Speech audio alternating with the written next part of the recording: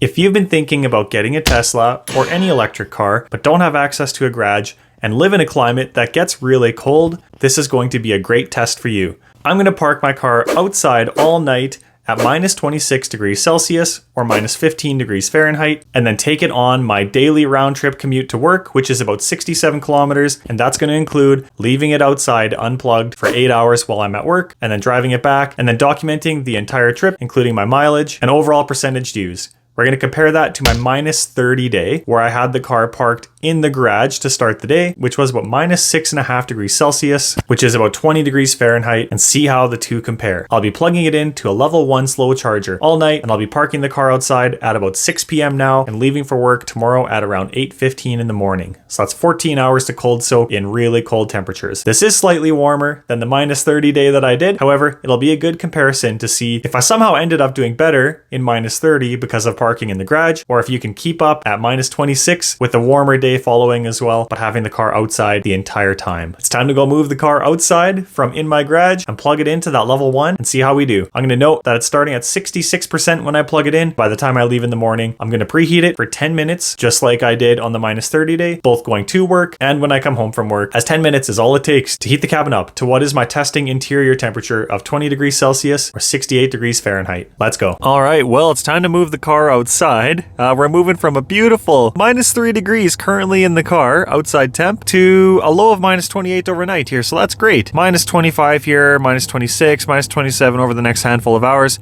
So we're going to freeze this thing really good. Currently at 65%, and it is 7:33 p.m. So now here I go, moving out of my insulated garage. I'm going to move the car just outside. I'm going to plug it into my level 1 charger overnight, see what we can do here from the 65%, see if we can gain much, and also see how much we lose in that 10-minute precondition while plugged in. I will, of course, update in the morning, but here we go. I'm going to move the car outside.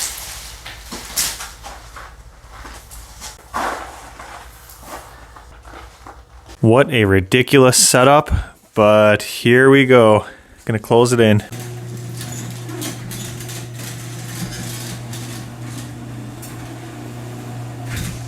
There we go, it's out for the night. That's gonna be a cold one out there. Doing it for all you guys without a garage. We'll see how this plays out. All right, so just got it plugged in at 741. We're getting 1 kilowatt and at 65% charge to start. And about 45 minutes later, gained 1 whole percent, and now we're just busy heating the battery, so not even gaining any charge right now. Look closely at the image. The picture did change. We're still at 66% and still heating the battery, but it's 10 p.m., over 90 minutes since the last update. So doing absolutely nothing other than struggling to keep the battery warm at this point. 20 minutes later, and we've gained 1%, and we're no longer heating. So finally, it's taken some charge. We'll see how long that lasts. Well, I checked again 8 minutes later, and here we are heating the battery once again. So that was, 10 minutes of charging? This is going to be a slow one. And just did a weather check-in. It's minus 26 C or minus 15 Fahrenheit right now. Well, it's 2 hours later, and it's still sitting at 67% and still just heating the battery. So this is looking really rough. I don't have a clue what we're going to end up gaining overnight here because it's not getting any warmer. And after all night, it is at 70% here at 7:30 in the morning.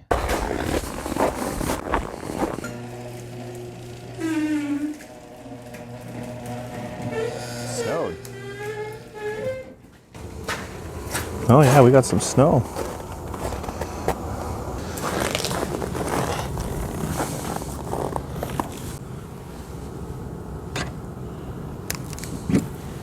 All right, so I'm in the car ready to take off, and yeah, the charger had that error where it was only getting 9 out of 12 amps. It was fine for at least 5 hours, 6 hours before I actually went to sleep. I don't know if the snow impacted it, if my extension cord wasn't high enough quality, but regardless, yeah, we saw some error there. Now I know it's not the charger. I've used the charger numerous times, so it's not that, but yeah, that's something I'm going to keep an eye on. I think if you're going to rely on a level 1 charger, make sure you have a really good extension cord. I just took a pretty good one. Truthfully, I don't know the actual spec of this extension cord, so that is on me for maybe using one that isn't quite as ideal as it could be. But that being said, we are at 66%.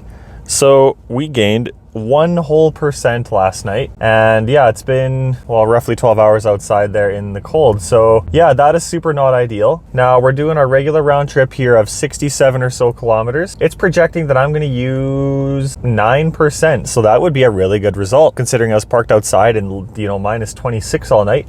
So we'll see if I can get that. I'm gonna start doing all my tests now with the regen and just kind of regular updates to see how the efficiency is going. So let's get rolling, let's start driving. All right, so as always, my first test is a bit of a regen test right out of the garage. And not out of the garage, but outside. And we actually do have regen there. That was interesting. Even just coming to a stop from a faster speed, we got good regen. So great start to this morning. Checking the charger in the evening. It was pretty much always set to a warming up battery for charging. So yeah, what that tells me, if it's minus 20 or colder and you have to park outside at a level 1 charger, you're not going to gain anything. If you live in Saskatchewan, Manitoba, Alberta, any of the colder states or European countries where it gets cold, you're pretty much toast if you're relying on level 1 charger in the winter and don't have another way to charge. Of course, we'll see what we end up losing here throughout the day, but yeah, I gained 2% overnight and I was plugged in for 12 hours. So that's going to be a pretty wild inefficiency. That's going to be expensive. I mean, I don't even know what the hourly cost is, but yeah, my percentage per dollar is going to be brutal. And I'm going to check the Tessie app to see what my efficiency was, as it checks the waste and it checks how many kilowatts actually went into the pack, how many were used to charge. So I'm pretty excited to check that shortly here. I'm going to put it on screen eventually or at the end, but regardless, I am going to show what the waste was. And I just want to break this down a little more. So I spent $2.35 last night on this charge, and I only ended up adding 1.14 kilowatt hour once it's all said and done after the precondition and the preheat. But I used a total of 15.65 kilowatt hours. So that's what I pulled from the wall, which I would say that does add up for, just over 12 hours. That at charging at 1 kilowatt hour, that does add up, but that gives us an efficiency of 7%. So what that equates to is only 7% of the power that I drew from the wall ended up in the battery at the time that I left. So this is crazy bad and shows us that 93% of this power was either wasted or used to just try to heat the batteries. And so in the summer, this would obviously be a lot better, 16 kilowatt hours going in. That would get us like in the 20s, like 20 something percent, 23% or so. So that would actually be pretty usable in the summer. But in the winter here, especially on a cold day, almost nothing is going in. It's just keeping the battery warm. Gotta love Saskatchewan highways in the winter. All right, progress update. It's now lowered to 56%. So what I've been noticing is when I'm parked outside, I seem to lose 1%, but when I'm parked inside, I don't. And as I say that, I realize, no, that's not true. It just seems to be really varied. I'm going to check the live energy graph and see where it's actually projected. So it is in the lower end of 56%, 56.1. So we have just been less efficient than it thought. And yeah, you can see 3.4% consumed, 0.4% more than expected. So yeah, we've been less efficient than expected for whatever reason. I've got it set in full self-drive at 114. So that's our standard. 114 is 70 miles an hour. That is going to be my standard road test number. So yeah, whenever I'm doing these comparisons, I'm going to be doing this. That's a really good number that everyone, no matter where you live in the world, it makes sense here. So yeah. Highways are looking pretty okay compared to before, so yeah, we should be cruising, except for there's a semi merging on here, so I'm going to actually lean back here and get ready to take over, but see what it's going to do with this semi, since yeah, we got winter highways and full self-drive and semis merging on, and oh, he's just cruising straight over to the right lane. Interesting.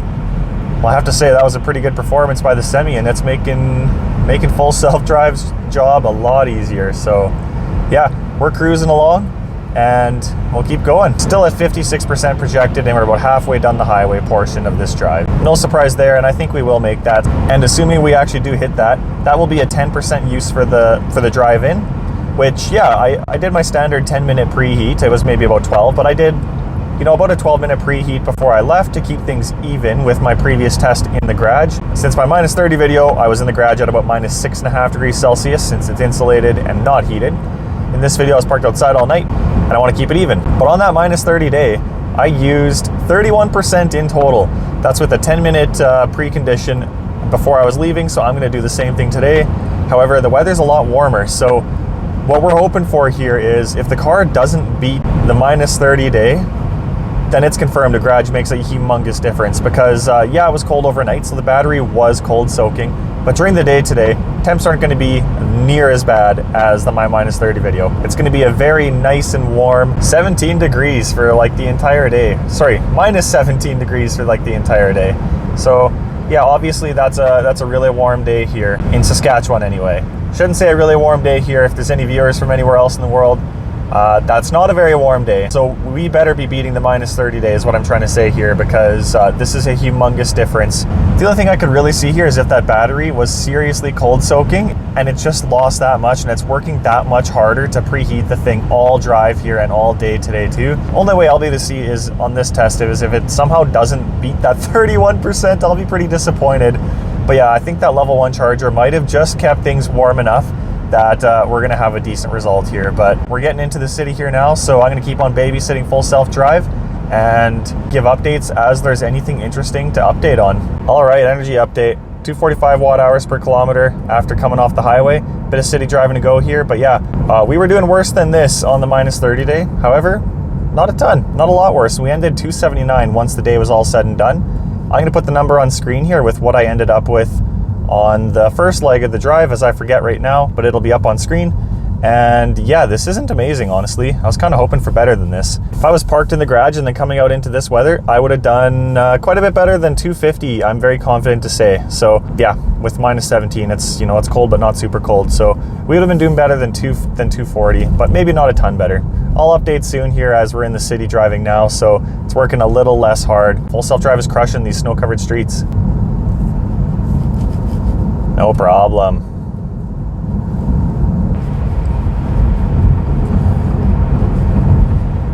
And things are improving a little bit. 236 watt hour per kilometer.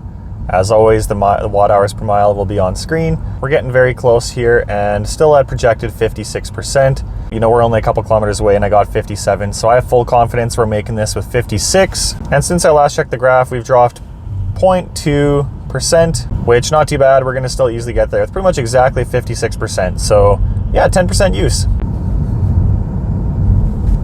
All right, so I have arrived and yeah, the car nailed it, 56%. I think it started at 57, but honestly, I always allow that 1% buffer. You never know what decimal point if it's at 57.6% and I dip a tiny bit or whatever else. So honestly, I am totally happy with the 1% up or down here. Makes me really happy to know that I can go on road trips, long or short road trips. You know, I don't know if I'd do a super long road trip in the car. However, I kind of want to do it. Like a Saskatoon to Edmonton, 500 and 550 kilometer or so in the winter, just to really prove to all the people that say you can't do a road trip in an electric car, especially in the winter. How cool would that be to do it on a cold day and really just have the evidence on video? I could make a pretty sweet video, kind of like a Bjorn Nyland style video where he does this 1,000-kilometer road trips. I just wouldn't be doing it race style like him. I would just say, can you do it comfortably without wasting too much time? So I think that would be a really fun test to actually pull off. But as for efficiency, 236 watt hour per kilometer for the initial leg. So yeah, we are ahead of my minus 30 degree test, where I started in a garage at minus 6.5 degrees Celsius. This is a pretty good performance for being parked outside. The one caveat there, of course, is that I had this thing plugged into a level 1 overnight. I think that's a fair test because I do not think you should be parking a Tesla or any EV in minus 25 degrees Celsius all night long and not have it plugged into a minimum of a level 1. If that's your case, you might want to move on. You might want to get a hybrid, maybe a plug-in hybrid, although when are you going to plug it in? I think a hybrid or a regular ICE vehicle might be the way to go for you if you have no method of home charging. If you have a level 2 at work somehow, I'm hesitant to even say a level 1 at work, because really what's 8 hours of charging in minus 25? Like you saw, I gained 2% overnight at minus 25. Not ideal. Definitely not ideal. Maybe if you live close to a supercharger, but even then you're just fast charging your battery all the time. That's not great either. So I can't really think of an awesome justification here if you don't have a minimum of a level 1 charger. Like, you can get away with it, but you're gonna be fast charging really often unless you have a level 2 system where it's cold. Now, when it's warm, the level 1 charging does quite a bit better. I'm going to be doing some testing on that level 1 charging in the freezing cold, so minus 20 or minus 25 or minus 30, and in these crazy minus 22 Fahrenheit type temperatures. So I'm going to test all that and then see how it does in 0 degree and even the plus temp. There's going to be some pretty hilarious comparisons here, but yeah, I don't think you should be looking at a Tesla if you're going to be parking outside without a minimum of a level 1, because if nothing else, that's keeping your battery nice and toasty warm so that you can at least drive efficiently, and so that you can actually get the regen braking, and so that you can not burn too much power heating the battery while you're driving, or even the preheat in the morning. Since, yeah, I got this thing up to 70% charge from 65 overnight, and then I burned 3% just doing my preheat and my preconditions. Yeah, pretty much it just kept my system warm and gave me a couple bonus percent to be parked outside on a level 1. So far, that's my result, and I've used 11%. Yeah, I mean, to beat the 31% on the minus 30 day, all I have to do is beat 21%, and I sure as heck hope I will when it's going to be minus 15 or 16 Celsius all day here. I'm going to do my regular 10-minute preheat. I expect that to use a few percent, and then I'm going to probably use about 10% on the drive home. Whereas on that day, I was using like 13 or 14% on the drive home. You know, parking outside isn't looking like it's making that much of a difference, other than I'm never going to get my charge back at the end of the day, whereas inside, you certainly will, even on a level 1. And maybe that's a test I should do too. Level 1 charging in an insulated garage. Let me know if you want to see that. But for now, it's time to work. In about 8 hours or so, I'm going to be turning on the car. I'll time how long it takes to heat up. That'll just be a fun comparison, right? So it's instead of minus 28 or whatever it was, just do it now on the warmer day. See how long it takes to heat this thing up, and we'll document the mileage and the experience going home, and then get the final thoughts and the final verdict comparing to the minus 30 day starting in the garage. Just fired up the app, about to turn my car on, and 4:39 p.m. 54%, and we've got the cold weather snowflake showing up, so obviously the battery's nice and cold. All right, gonna turn the car on here, and timing at start is 4:40 p.m. Nice and easy. And weather right now is minus 14 Celsius, which is about 7 degrees Fahrenheit, so not too bad at all. And we're 2 minutes in and already got the cabin up to minus 4 degrees. Oh, minus 3, so going pretty quick overall. And 3 minutes in, already a plus 7, so it is going rapidly now. This is heating up super quick. Now it's at 8. 4 minutes in, and plus 15. See, at this point, the car's effectively fully preheated and ready to go. 4 minutes in. And there's a notification at the 5th minute that it's at my desired temperature. So that was extremely rapid. I am quite impressed with that. 5 minutes. All right, folks, made it to the car. We're exactly 10 minutes since I started the preheat, and let's see how it's doing. So it chugged battery. It chugged 5% in that 10 minutes. That's oddly similar to the minus 30 day. Let's open up the energy graph and see what it did. In this park, it only used about 0.5% less than last time. So this is really interesting. It barely did anything better. 3.6% preconditioning. I think we were at 4.2 if my memory serves me right on the minus 30 day. Yeah, it's the same warning, well, same notice, plug in the charger.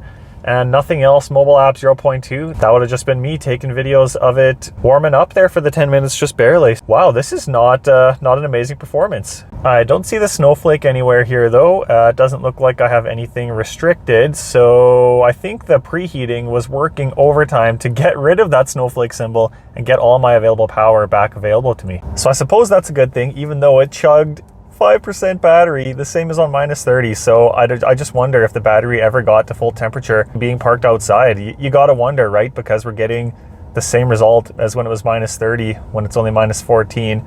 And the variable is I started in a much warmer garage and preheated on a 240 volt on my minus 30 day. Projection says we're gonna get home with 42%, currently 51. So again, 9% guess, and it's actually projecting 42 on the nose. So if we see it go down to 41, that means it was at least 0.5 off.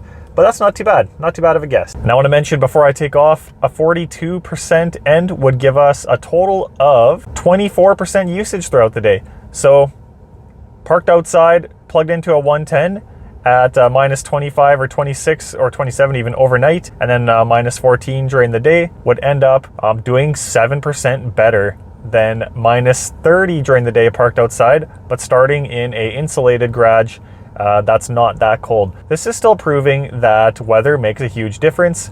Being parked outside obviously makes a big difference, but having that 240 and having that insulated garage on those really cold days starts your car out just that much warmer, and it just doesn't have to fight to get that battery warm on the 110, which obviously it couldn't handle because it drained 3% in 10 minutes while on the 110. Versus if plugged into a 240, it drains nothing when it's doing its precondition. So there's a lot of pluses to have in the garage, and the 240 volt. On those extra cold days, it is just amplified and made that much more obvious. But that being said, let's roll out and see how we do. But before we roll out, we're starting at 243 watt hours per kilometer, Goal to beat is 279. The other goal to beat is 31%. So let's get going and see how we do today. I'm working on the edit here, but I just want to mention, if you're thinking about a Tesla for yourself, make sure you use my referral link. That'll be in the description. You'll be able to save about $1,000 US, 1,300 Canadian. Who knows what it is if you live elsewhere. And I'll get a little kickback too that I can use as Tesla credit for things like full self-drive or servicing my vehicle. I'll be documenting both of those things if and when I do them. All right, you guys know one of my favorite tests. Do we have regen braking first thing of the drive? Been heating up for about 10 minutes and no regen braking at all. Black line equals no regen. You want to see green for regen. So yeah, obviously that battery is cold. It's technically been 18 minutes since I hit the precondition button and we have 0 regen braking. So I wonder if and when we're going to get it on this drive. Of course, we didn't have it on the -31 day either. I thought maybe today I would, but we don't. So let's see when we get it back. All right, folks, about to slow down off the freeway here. It's been about 10 minutes. And wow, there's some regen, lots of regen. I think that's full regen right there. So what a result. That didn't take long to get that regen braking back. So that's always a good sign, right? To see where your battery's actually at temperature wise when you get that regen.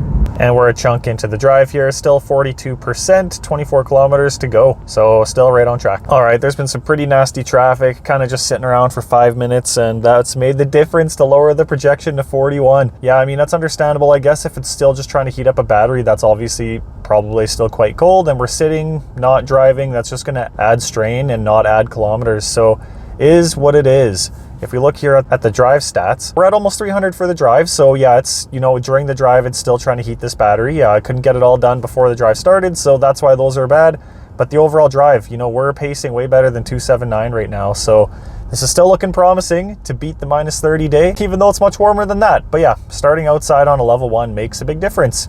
However, the cold makes a bigger difference. Kind of wondered if other Teslas would show us Tesla on my screen. Turns out, nothing special, just a normal car on the screen. All right, and locked in again at 114 kilometer an hour or 70 miles an hour. And we are at current drive 284, so it is struggling to heat that battery up. But we're about to do some highway, so that is not gonna help with the overall efficiency. And 256 since charge.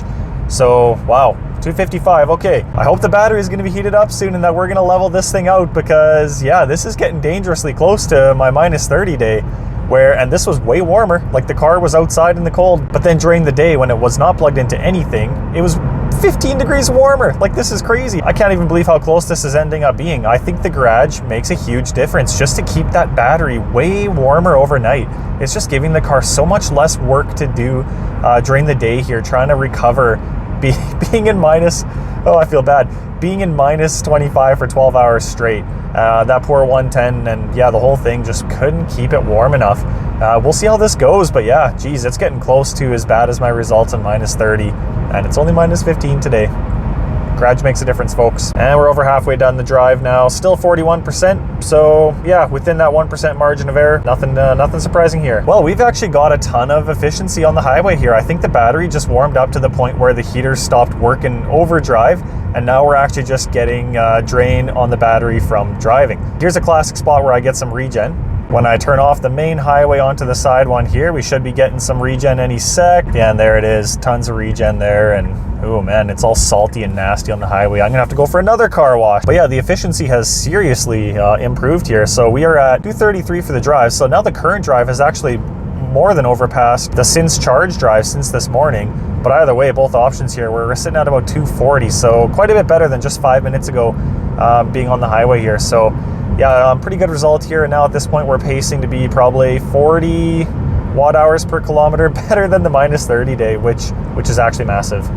All right, made it home, and the car is pretty much bang on. 41% within the margin of error of the 1%, so I'll take it there as an accurate, but we used 11% on the way home here. Now, final stats, the current drive managed at the end to surpass the overall there, including the morning. 226, not great, but definitely was heating the battery for a portion of that drive, since I only let it preheat for 10 minutes, and, you know, it started the day at -25, never got warmer than -14, still a pretty cold day on the battery, not too bad. And the overall since charge, 234. That is not bad. And that actually works out to exactly 45 watt hours per kilometer better than my -30 day. So what did we learn from that exactly? You know, I think we would have done quite a bit better. I think it would have been in the low 200s, like 210 or so if I had it in the garage, just from what I've kind of gathered from driving the car. But starting out in that super cold made things a lot tougher on the car to get that battery up to temperature, and then all day at work as well. I'm not even still sure if the car got the battery to a temperature it was happy with during the day. I've never seen the snowflake pop up before while preheating, and I've had the car in colder days than this, so the one time it's not in the garage, we got the snowflake. I don't know if that's a coincidence, folks. I think that is telling. And here we've got the energy graph for the drives. Consumed 0.5% more than projected. Too bad, but 10.3% total are driving. Used apparently 1.6 more than normal. I don't really understand how that happened, but climate, apparently we used 0.1% on climate. I think there's something wrong there because I had the climate on 20 degrees the entire time. Something is not adding up with that, but it is what it is. And these other ones didn't do much. And some range tips. So increased climate, air drag, tire drag, and battery preconditioning. So battery preconditioning was factored into this. Cost of 0.6. Low tire pressure was 0.1. Interesting. And we had some wind that also costed us a bit of extra, so that might not have been accounted for. And looking at our tire pressure, it's at 42 now. When I took off, I actually did notice it was at 40, so we started it with lower, but this seems to have thought that was worth mentioning. 66 to 41%, that gives us a total drain of exactly 25%, and that's 6% better than 31. So 31% use on minus 30 day, and on that extreme cold day, which was the coldest day of the year, it technically was at minus 30 ambient. So what have I learned from this? Having a garage is awesome. Having a 240 plug is really awesome. Having both is amazing. Having neither of them, I don't know if I would do it living here. Honestly, I don't think I would have bought the car. I knew I had the 240, and Tesla was amazing when they gave me my demo. They told me to take it for the day. They gave me a charger and let me charge it overnight. Maybe I shouldn't be saying this, maybe that's not normal, but I told them I had a 240 plug and they said, sure, give it a try. And I did, and it worked. So I had a lot of confidence knowing that this would work and be an awesome solution for me. But yeah, we did do better technically parking outside, but what happened here was I lost 25% and I'm not gonna gain near 25% back. Whereas having a 240, that is the ultimate one. Even if you park outside, if you have a 240, you are gonna be totally fine. A level 2 charger is where it's at. Having a level 1 charger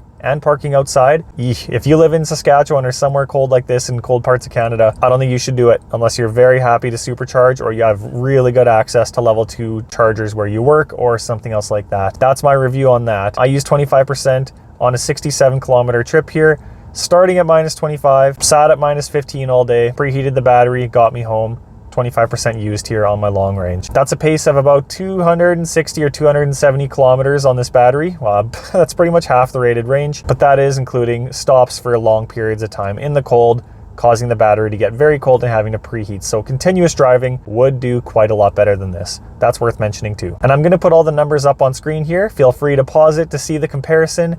And you know what? I think I'm gonna start a spreadsheet similar to how other Tesla channels do it, with the conditions, the charging situation, the parking situation, and the percentage drain I got. As I do these tests, I wanna have a really cool layout of all the data from all the testing I've done, and build a cool feature set. Since I have a 67 kilometer loop with an 8-hour park during the day, I feel like that's really representative for a lot of people's driving situation. And if not, you can still take the data and kind of gather what it means in your situation. And because most people do have an 8-hour park, whether your drive is different than mine, is what it is, but I track how much it uses to preheat. I think my next test I'd like to do is a 110 plug, so a level 1 charger, but parked in the garage on a really cold day, and see how much better than this it does. That will be a really good direct comparison to have it started in the garage. I also think I'm gonna get a lot more charge. So I'm gonna try to start that one at 66%, just like I did with this one, and plug it in at the same time and see how that one does. I think I'll do that one soon, but coming up really soon, I got a few other videos in the works, so that will happen when it happens. It's gonna be soon, but stay tuned for more. If you guys got value out of this, you like the video, you like the content, leave a like and subscribe to get some more content. I'd really appreciate comments as well with stuff you'd like to see or stuff you think I could do better. That being said, thanks for tuning in. I'll see you guys on the next one.